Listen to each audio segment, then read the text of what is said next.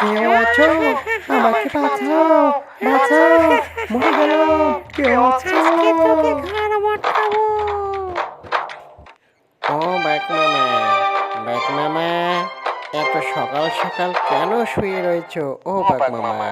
আর বলিস না ভাগ্নে, পেটে এত খিদা, খিদার জ্বালায় আমি এই গাছতলায় শুয়েছিলাম। আমার এত খিদা লেগেছে, আমি হাঁটতেও পাচ্ছি না। ও বাঘ মামা, খিদা লাগলে কেউ শুয়ে থাকে? শিকার করে। আমি স্বীকার করব না, আমাকে ভূতে পেয়েছে, আমি পালাই। বাঘ মামার যে কি হলো?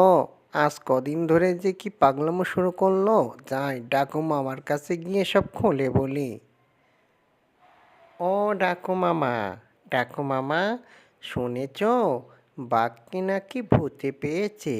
সে ক্ষুধার জ্বালায় হাঁটতে পারছে না, কিন্তু শিকার করবে না। হ্যাঁ, কি বলিস ভাগ্নে, বাঘকে ভূতে পেয়েছে? তাইলে তো আমার পথের কাঁটা দূর হয়ে গেল। আমি এবার এই জঙ্গলে রাজা হব। তা তো ঠিকই বলেছ। ভূতে ধরা বাঘ কি আর জঙ্গলে আমি রাজত্ব করতে খুশিতে পারে? মরে যাই। সেইটা দিয়ে কি আর হয়? হা হা হা হা। আহ এই রাত বেরাতে বাপু এখন আমার চলতেও ভয় করে।